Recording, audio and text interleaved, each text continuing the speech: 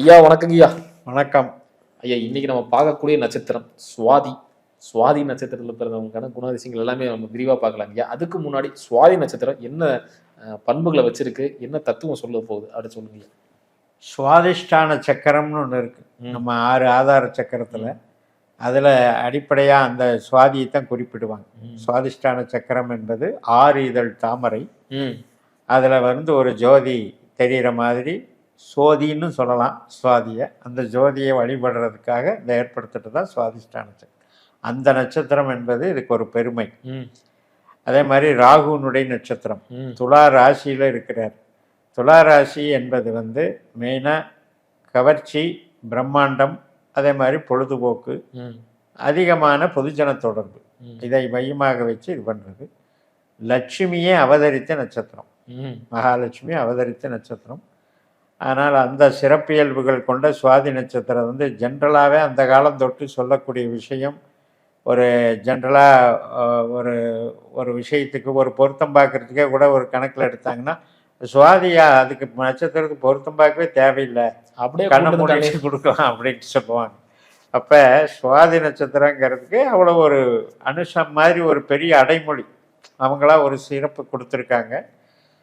சுவாதி என்பது ராகுனுடைய நட்சத்திரம் அப்படிங்கிறதுனால அது ஒரு பிரம்மாண்டத்தை குறிக்கிறது மட்டும் இல்லை, அதில் வந்து இந்த ஆசைகள் நம்ம வாழ்க்கையில் வந்து மெயினாக வந்து இந்த குழந்தையிலேருந்து பருவம் வளர்ந்து டீனேஜ் வளரும்போது அங்கே தான் திருப்பு முனை உண்டாகுது ஒவ்வொரு நபருக்கும்.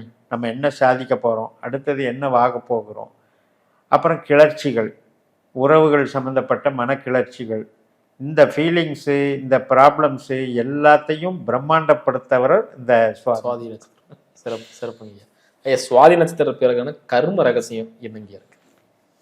இதை வந்து கர்மம்னு எடுக்கும்போது இது வந்து கணவன் மனைவி பந்தம் அப்படிங்கிறத மெயினாக எடுத்துக்கலாம். கணவன் மனைவி பந்தத்தில் ஏற்படக்கூடிய ஒரு விட்டக்குறை தொட்டக்குறை அதை வந்து பூர்த்தி செய்வதற்காக வந்திருக்கிறோம். அது வந்து பாரம்பரியமாக நம்ம வந்து இப்போ பரம்பரைன்னு சொல்கிறதே ராகுவை வச்சு தான். ஏன்னா அவன் பாட்டன் காரகன். அதனால் பாரம்பரியமாக பல ஜென்ம பதிவுகள் அதை சுமந்து வந்து இந்த ஜென்மத்தில் வந்து யாரை மணக்கிறோம், எதுக்காக நம்ம வந்து அந்த வாழ்க்கையை எப்படி கொண்டு போக போகிறோம் அப்படிங்கிறத உறுதிப்படுத்துறதுக்கு தான் இந்த நட்சத்திரம். சிறப்புங்க ஐயா. இப்போ சுவாதி நட்சத்திரத்தின் குறியீடுகள் என்ன இருக்குங்க? சுவாதி நட்சத்திரத்தில் மருத மரம், அதுக்குண்டான மரம் வந்து மருத மரம். இது வந்து ஒரு புனிதமான மரம். இப்போ வந்து நம்ம கோயம்புத்தூர் பக்கம் மருதமலை அப்படின்னே இருக்குது, பேரே மருதமலை. அதே மாதிரி நம்ம இது இது இது திருப்புவனம் பக்கத்தில் அதாவது மருத மரம் விருட்சமாக இருக்கக்கூடியது ஒரு ஸ்தலம் இருக்குது. அது ஞாபகம் வரும்போது சொல்கிறேன். இப்போ அந்த அந்த மருதம் அப்படிங்கிறது வந்து வாசனைன்னு அர்த்தம். அந்த வாசனைங்கிறது வந்து நமக்கு எல்லா விதமான ஒரு உறவுகளையும் ஒரு நல்லபடியாக வச்சிருக்கிறதுக்கு அந்த சிம்பலை பயன்படுத்தலாம். இப்போ மருத மரத்தை லோகோவை பயன்படுத்துகிறாங்கன்னு வைங்க, அவங்க வந்து உறவுகள் பல கிளைகள் பெருகுங்கிறது ஒரு ஐதீகம். ஒரு விஷயங்கிறது பல பிறவுகளாக பெருகக்கூடிய அமைப்பு. அதே மாதிரி தேனி தான் பறவை. இந்த தேனிங்கிறது நம்ம வந்து பறவையாக இருந்தாலும் அதில் மெயின் விஷயம் தேன் தானே. அதனால் தேனை வந்து நம்ம அபிஷேகம் பண்ணலாம். இப்போ லட்சுமிக்கு தேன் அபிஷேகம் பண்ணுறது, அதன் மூலமாக இந்த இதை வந்து நிவர்த்தி பண்ணலாம். மெயினாக வந்து ஸ்வீட்டு கடை வைக்கிறவங்க, அதே மாதிரி தேனுங்கிறது மருத்துவ குணமுடையது. மருத்துவத்தில் வந்து தொழிலாக பண்ணுறவங்க இதை பயன்படுத்துறது, தேன் சம்மந்தப்பட்ட ஒரு அறிகுறிகளை பயன்படுத்துறது. மெயினாக அபிஷேகம் பண்ணாலே அது வேலையாகும். அதே மாதிரி இது வந்து மிருகம் வந்து எருமை, ஆண் எருமை. இதுவும் என்னென்னா உழைப்பை காட்டுது. ஏன்னா துளாராசியில் இருக்கக்கூடிய அமைப்புங்கிறதே வந்து நான் வந்து ஒரு பறந்து விரிந்து எனக்கு சர்க்கிள் பெருசு அப்படின்னு காட்டிக்கிறத விரும்புது, அதுக்குண்டான அமைப்பை கொடுக்குது. மற்றும் வந்து இது வந்து வடிவம் அப்படின்னு எடுத்துக்கிட்டிங்கன்னா பருத்தி செடி, பருத்தி வெடிக்குது இல்லையா, அந்த வடிவம். அப்போ அதை கூட லோகோவோ பயன்படுத்திக்கலாம். மெயினாக வந்து நூலுக்கே நம்ம துணிமணிக்கே உபயோகப்படுறது அந்த பருத்தி தான். அதே மாதிரி தீபம், அகல் விளக்கு, தீபம் தான் வடிவம். ஸோ பருத்தி காடு அந்த மாதிரி இடத்துக்கும் போயிட்டு வரலாம். வீட்டில் ஒன்றுமில்லை, அகல் விளக்கு தீபம் ஏற்றி நம்ம ராகுவான அதிதேவதையான துர்க்கையை வழிபட்டாலும் சரி, லட்சுமி வழிபட்டாலும் சரி, அந்த தீப வடிவத்தை கூட லோகோவாக பயன்படுத்தலாம். மெயினாக இதுக்கு வேதம் அப்படின்னு சொல்கிறது வந்து வாயு பகவான். அப்போ அந்த வாயுங்கிறது வந்து வணங்கலாம். வாயு மூளை அப்படிங்கிறதையும் நம்ம இன்க்ரீஸ் பண்ணலாம். அதே மாதிரி இந்த ராகுங்கிறது மூச்சு பயிற்சி சம்மந்தப்பட்டது. அப்போ வாயுங்கிறதுனால நம்ம இந்த பிராணாயாமம், மூச்சு பயிற்சி இது சம்மந்தப்பட்ட வகையிலே அந்த யோகா வகையில் வேலை செய்கிறவங்களுக்கும் இது பொருந்தும். சிறப்பு சிறப்புங்க ஐயா. இப்போ இந்த சுவாதி நட்சத்திரத்தில் பிறந்தவங்களோட குணாதிசயங்களை பற்றி சொல்லுங்க ஐயா. அதாவது இப்போ பிரம்மாண்டம் அப்படின்னாலே சுக்கரனுடைய வீட்டில் அவங்க என்ன எப்படி இருப்பாங்கன்னு நீங்களே யோசிச்சுக்கோங்க. மிகப்பெரிய உச்சத்தில் பிரம்மாண்டமாக. அதாவது பிரம்மாண்டம்னா எல்லாமே கவர்ச்சியாகவும் இருக்கணும், அப்டேட்டடாக இருக்கணும், என்ஜாய்மெண்ட்டாகவும் இருக்கணும்.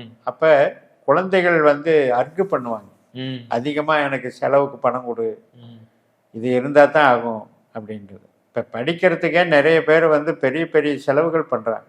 அதுக்கு காரணம் வந்து இந்த சுக்கிரனுடைய தன்மையோடு ராகு வந்து இயங்கிறது தான்.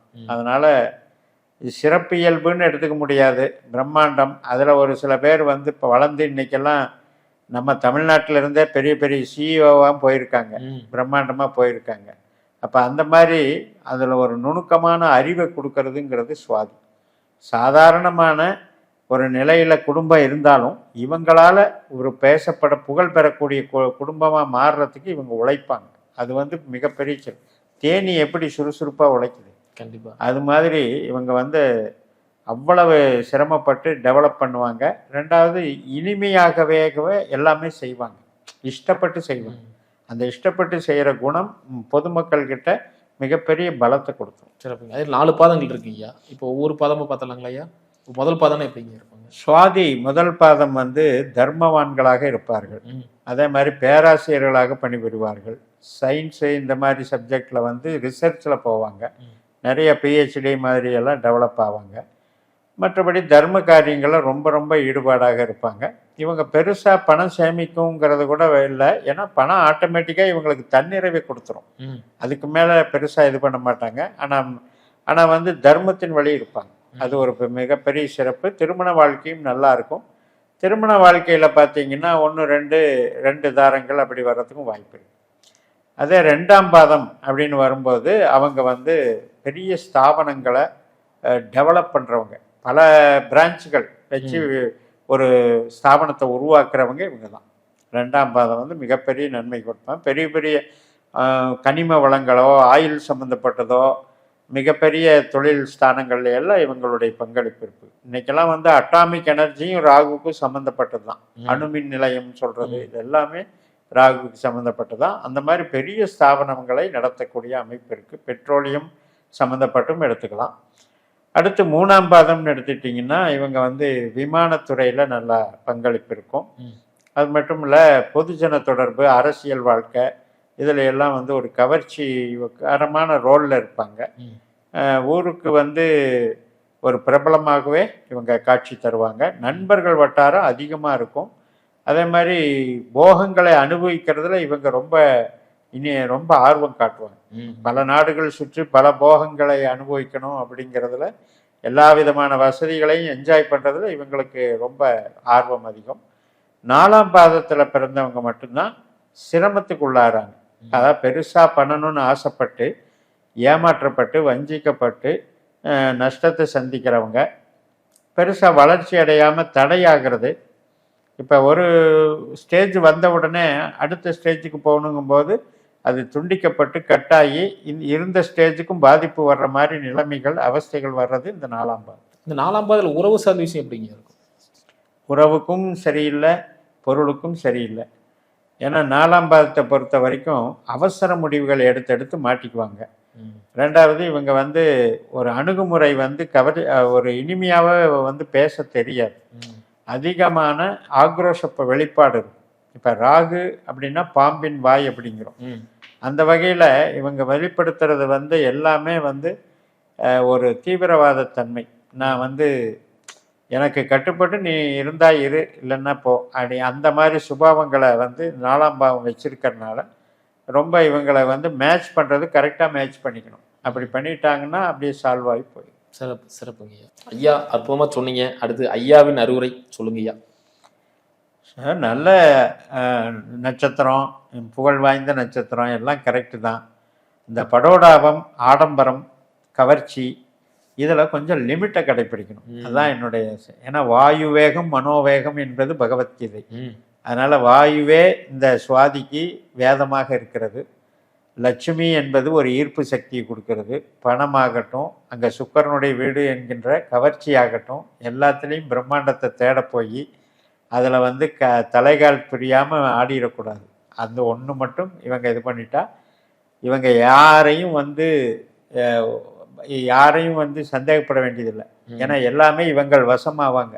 யாருமே நமக்கு வந்து ஆதரவு கொடுப்பாங்களா கொடுக்க மாட்டாங்களான்னெல்லாம் யோசிக்க வேண்டியதே இல்லை. ஆட்டோமேட்டிக்காக எல்லாம் வசீகரிக்கூடிய இருக்குது, சுறுசுறுப்பு இருக்குது, திறமை இருக்குது, எல்லாமே இருக்குது.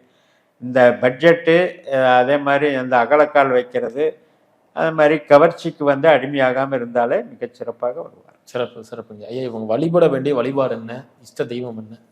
காளி, பத்ரகாளி, கோமேதகம் ஜெம்ஸ்டோனாக யூஸ் பண்ணலாம். 4ஆம் நம்பர் இவங்களுக்கு லக்கியாக இருக்கும். மற்றபடி புற்றுக்கண் இருக்கு இல்லையா, பாம்பு புற்றுக்கண் கோயில்களையும் போய் வழிபடலாம்.